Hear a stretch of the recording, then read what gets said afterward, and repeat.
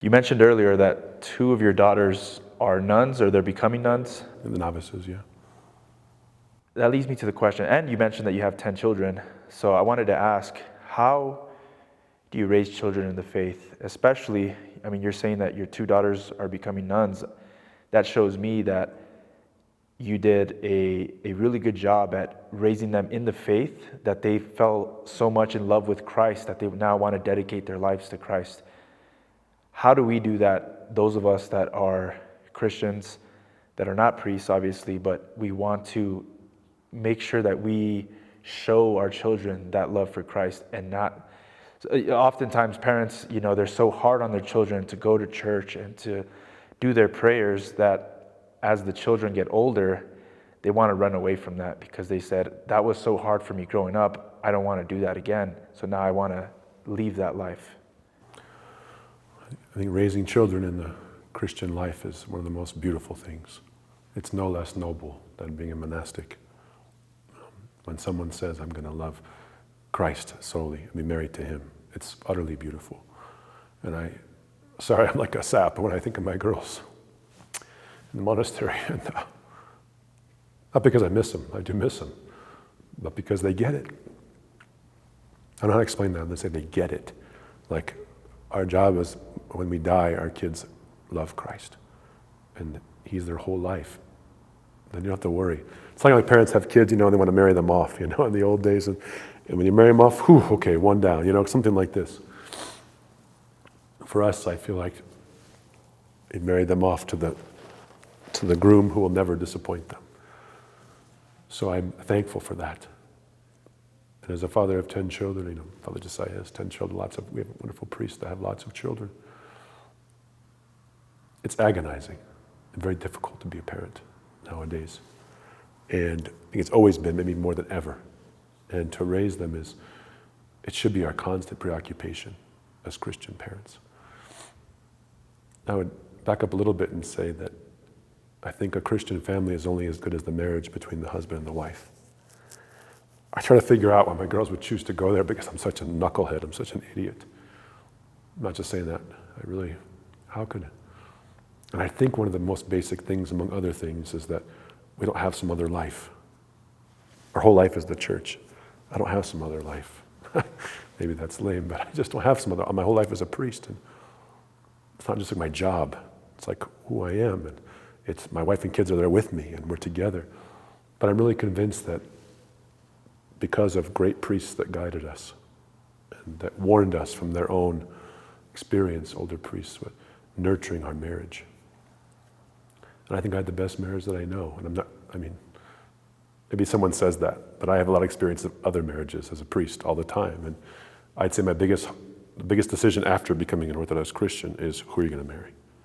That's by far the most important. My biggest tears and heartache as a priest, and ask most priests, is our marriages, bad marriages, which then lead to painful family situations. So we often don't approach marriage with discernment. We just marry someone because they're hot stuff or something, or they're attractive, and long walks on the beach and banana splits, but that wears off. And we need to teach our young people, and basically, even before, I say this as a precursor to speaking about children, is if you're not seeking to marry a person because this person's going to help me to heaven, who thinks like that? Orthodox should think like that. Some do. I didn't always think like that, but my priest told me, find the most virtuous person you can find. Jackpot with my wife, way better than me. The priest looked at her and said, that's your future wife. That's your future matushka. He's a Russian priest's wife. And boy, he was right. And to know that we share the same beliefs about the kingdom of heaven and about raising the children and about prayer. We talked about it on our first date. Our first date was the Santa Fe Opera here. And we talked about, I want to maybe be a priest. I want to have 13 kids. It was a joke. Well, we've had 10 babies and 3 miscarriages, so 13 babies. It's pretty amazing. She's like, I never thought that would be real. But the point was, it was very discussed in the get-go that we're going to share our life together in Christ. And are we going to be, and because of that, even with all the struggles and everything, it's always been a help to the kingdom. I've never had her be like, Oh, are you getting up to do your prayers and be holy or something? I know people struggle with that sometimes. Maybe they're not in the same space in their marriages, or priests, right? Like, are you going to another service now and abandon me and the kid? I'm fortunate. I've never felt that way. I felt her pushing me to the altar with her and the kids singing. You know what I mean? We're together in some sense. So I'm really thankful to God for the priests that Orthodoxy. I think one of the saints in John Chrysostom says two of the greatest gifts in the history of the church are the incarnation and the priesthood. And the priesthood of Orthodox Christians is incredible. The bishops, but the priests and the spiritual fathers we have, the guidance I received, absolutely life-changing. And I think that's one very special thing about Orthodoxy, and to guide us in our marriage, and it has absolutely built this foundation for us. So then when we began to having kids, the struggles, right? You have young children, is like, how do they stand still in church? Like, how do we discipline them? How do we, it's so hard. But if you live the Orthodox Christian life in its fullness, and you read the lives of the saints, it's all there, right? But the issue is, are you living it? This is what I'm ultimately, if kids get bitter, whether they're in priest families or not, if they sense that their parents aren't living it, that they're hypocrites. Kids can sniff out hypocrisy big time. And I'm not thinking that I'm not a hypocrite. I am a hypocrite.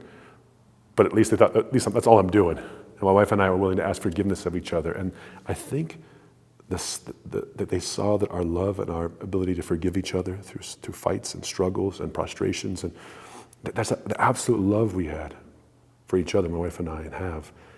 That really built the foundation for us to love each other, the kids to love us. So I'm pretty tough on my kids. I'm pretty tough about consequences and things like this. But you also got to be really loving. You got to wrestle with them and spend time with them. They have to know that Christ is the most important, not just in your words. They have to see that you actually love praying.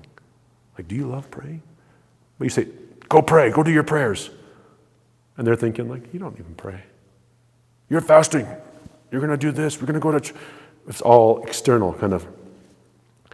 And you have to correct kids, of course. But if they see that you're joyfully living and struggling and falling and getting up, and you're right there with them and you're doing it together, then they're not bitter, right? And I think parents you see nowadays tend to go to the extremes, which is, really harsh. And sometimes Orthodox can be some of the worst in terms of Orthodox converts, right? We're going to do everything right. We're going to bring our bag. We're going to check the boxes off. You're going to stand and pray. Why is your hand up? Why is your finger like that? We're doing prayers now. Put your hand down, Johnny. And the kid's just an anxious mess, right? Or there's they don't pay attention to church and they take him out and the other extreme is, well, I don't want to be like that. So they can just do whatever they want. And they can gentle parent to the end of where there's no consequence. One of the most painful things to me as a priest is when I hear their kids talk to their parents. I try to, if I see that, I stop and go, excuse me, you can never speak to your parents that way. And the parents are a little bit accused sometimes. I said, you should never let them speak to you that way. How are they going to speak to other people? How are they going to have this, the church should be in teaching us, and it can, by the way, how to find this balance, right? And it's not just in church on Sunday, it's every day. So starting when the kids are little, praying in front of the icons. Well, you should be doing that before you have kids in the first place, right? You should be doing that so they see that's what you do. And then when they're little, they're bringing there, and then they get a little toddlers on the rug, kind of near with you, morning and evening. They do it every morning and evening, so that, of course, they can do it on Sunday or Wednesday night or whatever at church. Maybe it's hard if you convert with a bunch of kids already, and we've had lots of people like that, but they learn through the struggle, through humility. But what does St. Porphyrius say? You want your kids to be saints? You have to try to be a saint. There's no formula. Right? There's no formula for it. So I'd say, with wonder, I look at my life as such an idiot and say, how did God? I think my wife is this wonderful and dedicated, and we've had wonderful mentors between the monasteries and married priests, and have great icons for us to follow, and just no big shakes. Just live the life of the church. With all the mistakes that I've made, and just live it together with total tight-knittedness, and we don't have much of a worldly life outside of the church. And I love being in church with my kids. Church isn't where I go, and I go back to my family, and then we're together, right? They're singing in the church, I'm there, it's one life. And I think that's important whether you're a priest or not, as much as possible to be together and dedicated. And the grace of God, because you can do a perfect job, whatever that means, and your kids can really struggle. Or you can become totally broken, abusive homes, and they can become saints, right? So the grace of God is always operating, but if things aren't willy-nilly in a monastery. Services at this time. It's built in, like discipline, this and that. We have to have this in our family life, a sense of like, we eat dinner, we do chores, we do our prayers every night, we read the lives of the saints, we tuck our kids in, we bless them at night. Not just priests, but everyone should do that. We get up, we teach them how to fast, we teach them how to ask forgiveness, we go to confession. It's just the life of the church. And if we live that, I think the simple things, like back to basics, right? And I would say this, in times of struggle, that's when we show who we really are. Somebody dies, we lose our job. What do the kids see us do? Do we panic and go to the passions? Or do we really just double down on our faith and with each other? That really shows them that's not nonsense. And of course they're going to test it, and they have to make mistakes on their own in some sense. And I would finally say this, it's not just me saying it. You ever feel like a parent, you tell your kids like something like, don't do this. And my kid came back from the monastery one time and said, Papa, do you know like TV is really not good for your soul, really. I mean, I've said that a million times, right? But somehow someone outside of me had to say it, right? Like, they're going to rebel to the monastery, and all the people they see around them, like my mentors, all the priests, those are the kids that people my kids look up to, right? Like these priests are their heroes. So, you like what I have to say, talk to them or talk to them. It's the same. And I would say even more in an Orthodox parish that's healthy, I'm so thankful. Even new converts, when they live the faith, they're lovely people. I look around my community, I say, you know what? I'd be so happy if my kids turned out like 90% of these people. But they can really look up to most of the ladies in our parish, and most of the men. I didn't grow up that way. There was a lot of people you would not want to be role models, but I think that's something beautiful about the life of the church and everyone following it and trying together in community, is that these people are striving for holiness and virtue, and it's attainable and doable. So, yeah, that's what I would say. We've had a really fun life. Really a fun life. I mean, joyful with kids and wrestling and music and joy but I think they get that that's not going to save you. And that when you really love Christ and you really love Him, then you can really enjoy those things. You can enjoy a toast with a friend, but your whole life isn't built on it. You can enjoy a nice meal. No one knows how to celebrate more than Orthodox people, right? If you've been around it at all, even in monasteries. But it's not what we put all of our eggs in that basket, right? And I often tell my people, what is really the source of your happiness in your life? I fear that we're fakers a lot. I fear that we might say about church and heaven and I can't wait, but really it's the hour a day I can sit on the couch and watch my show and eat my thing or have my drink or eat my ice cream. And that we just kind of endure the rest of the time. That's not what Christ came to give. And that's why Orthodoxy can become a grind to some people, I think. They can look at it and become kind of bitter because they lose sight of what is really important. And ironically, it's, you've seen Lord of the Rings, like that's the precious. Right? I always make like, we have to be willing to sacrifice the precious. We often say, Jesus, I'll give my whole life to you, but not this part. Not taking my Friday night ice cream. We fast on Wednesdays and Fridays. Whatever. But ironically, by joyfully, bravely, courageously, like saying, I'm going to let the Lord even go there. I'm going to give, you realize, I don't have to be happy for a half hour a day because I'm satiating my passions. Like, I can be joyful all the time. Even though I'm doing some dishes I hate doing or whatever. That's one thing I see in the monastery. My wife went years ago to the monastery, and my wife used to hate doing dishes. She's probably mad that I'm saying this, she won't care. And one of the nuns who we've known said, so are you just happy in the few hours a day when you get to do what you want? What if you just learn to love hard work and labor and love to pray, then you'll be happy all the time. And my wife said that was like a life, it sounds like an obvious thing. I knew an old Russian monk once, he said, I used to be grumpy all the time because I don't get what I want. He's like, that's bad for a monk, Yeah. He said, but then I realized I can get whatever I want ever. I said, how, Father? He says, I decided whatever happens in God's providence, that's what I selfishly want. And so now I get what I want every moment of every day. It's a funny mind thing, but there's a truth to that, right? And monastics can find joy. And you read about our saints, they're joyful in church. They're joyful when they're giving a toast of cheers at a wedding. They're joyful in the prison camp, maybe even more so. I fear that in the world, though, our joys are these fleeting, kind of ephemeral things that are just like a smoke in a dream. They're not unimportant, but they're not the thing that gives us meaning. And I think that the Orthodox Church life lived in its fullness we appreciate those things. I don't sleep on the floor. I like sleeping in a bed. But I don't want to be so attached to it that I can't ascend to the kingdom of heaven. I like eating. I don't want to be such a glutton that I'm attached to it. But we have ways to deal with that, like through the ascetical life. We have ways of healing that. But no one can force you to that. Right? You can engage on that. And so my girl's going to the monastery. And I told them, by the way, I told them, I don't care what you do. As long as you love Christ. As long as you're close to the church and you can get married and have kids. I don't care as long as you love Christ. But I think the things that they and many of my friends who are monastics, I have a number of friends, is that they've seen that when you're seeking God with all your heart, you know your purpose. When you know your purpose in God, you can deal with anything. And then you're not afraid of dying anymore. Because you have to know Christ in the prayer. And what did St. Payson said? He said, you have to love to live and love to die. Really beautiful. In other words, like St. Ignatius, you mentioned, when the day he was dead, he was being martyred, he said something like, grind me up like wheat so I can be bread for the Lord. And he said, today is the day I'll truly be born. Like, why don't we think about that more? Like this life, one monk told me years ago, he said, this present life is the first word in the introduction to a book that has an infinite number of chapters. Look what's ahead of us. Look what awaits us. Like all these saints in the walls here in this beautiful church and in my beautiful church. It's like, this is not just art. It's like this is what awaits us. Like, why are we afraid of dying? Like, we can close our eyes and be with the apostles and be with, St. Xenia, our patroness, and be with all these wonderful, and not just for a minute or for an hour or with no hangover, with the greatest joy forever. Our minds can't. The martyrs and the saints knew the joy.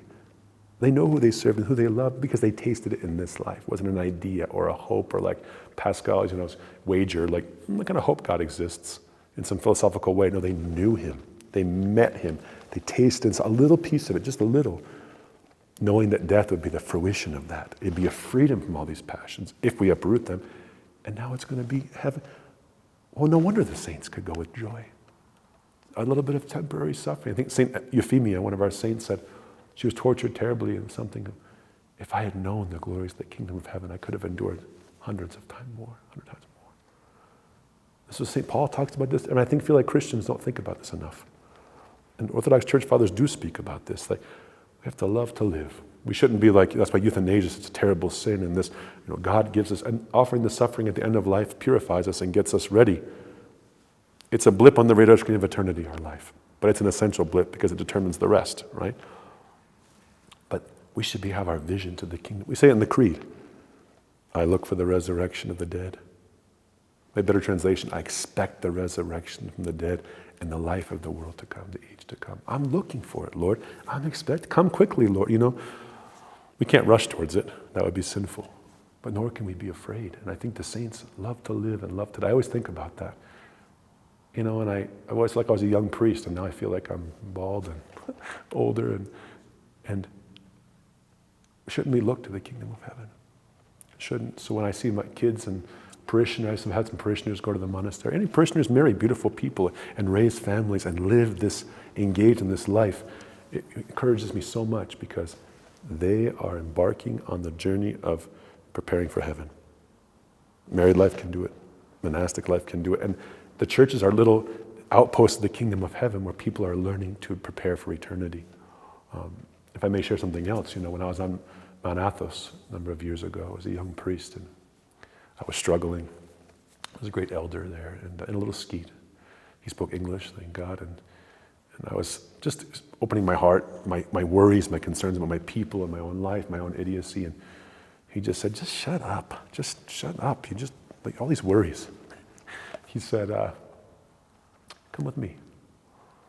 And he took me to the ossuary, where they keep the bones of the monks that pass away.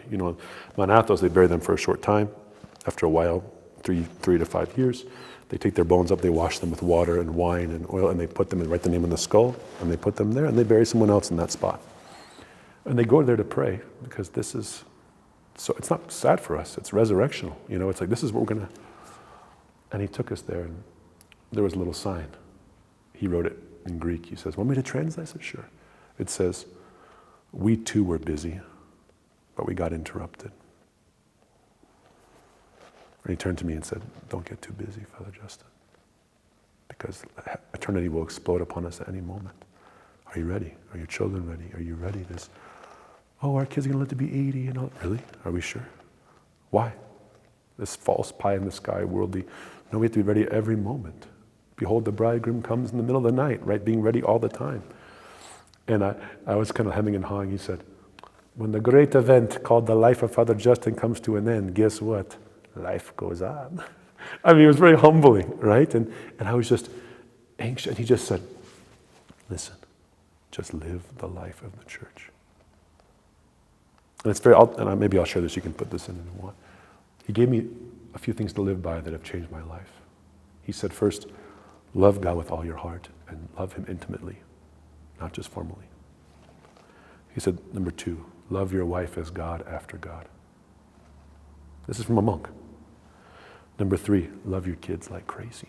Be strict with them, but be full of love with them. With your people, love them like crazy. Don't be too strict with them. Lead them with the flute and not with the stick.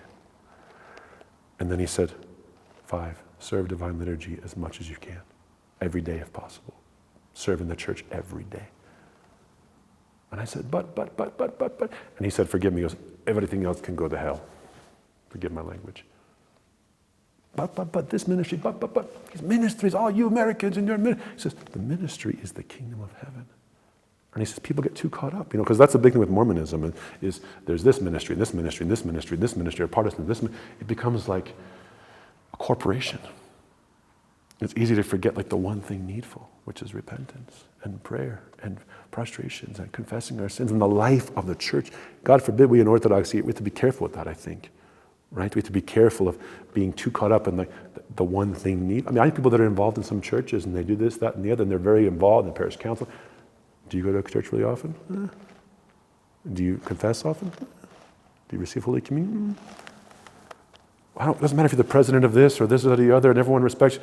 Like, that's not why we're here. And that was the point of this monk. And you know how much that's helped me? Yeah, there's a million things to do as a priest, never going to be done. But if I can just attend to those things, my love for God and my prayer rule, my prayers, loving my wife as God after God, putting her more important than myself, loving my children like crazy, my parishioners. I think you can apply this on as a priest either. And then just being in the liturgy as much as possible in services. And if we just do that, it's going to be okay somehow. There's a simplicity in the monastic life, and we overcomplicate everything.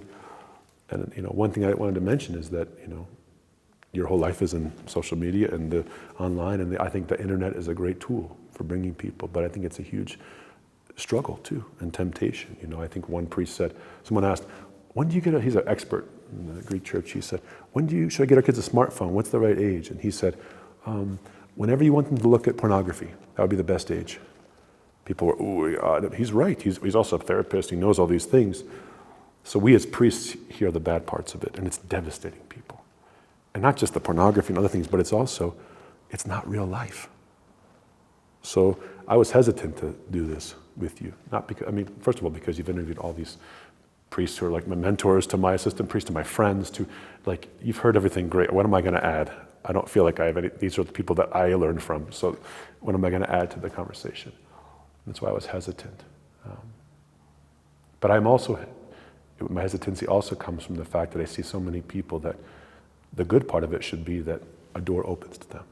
A light comes on, a new life is available, but it draws them to the real thing, right? Because you can't go to church online. You can't experience God online. You can't date someone online. It's not real. And our society wants to blur those lines between falsehood and truth. And so I think the beauty of what you're doing and why I ultimately decided to do it was because I want people to know Christ. This is just the beginning. I want them to enter into find their local Orthodox church, find the priest and talk to him and sit with him and weep with him and go to the services and experience the mystery and then not have to go back online. Really, in other words, you go online just to find your church and to find real life. And then, if anything, we're just maybe inspired in a little bit of prayer by watching something. But I think we have to really use a sense of like digital asceticism. We talked about ascetical life of prayer and fast. We have to be really careful, right, to use it, because people don't need help learning how to watch YouTube videos. People don't need help learning how to eat or drink beer. I mean, people are really good. They do need to learn how to fight those passions. So I think it's good in the midst of providing all this is to say this is just a door. You're providing a door, an inspiration to people. But it's very easy to stay on the surface. It's very easy just to think orthodoxy is so beautiful and this and that, intellectually beautiful, while your sins are still just maddening here and you don't feel close to God. But to put our phones away. I actually purchased a dumb phone. Everyone thinks that's funny, a light phone, and it's a Luddite of me or something, or Father Josiah talks about digital minimalism and care. If we're not careful, that very journey to the kingdom of heaven within you, you'll always be fearful that the real thing is taking place somewhere else on that post. FOMO, right? Fear of missing out. The truth is somewhere else. It's out here.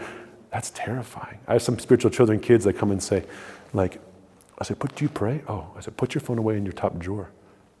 They're ready to have a heart attack with the idea of being separated from their phone for 5 minutes. You can't know God.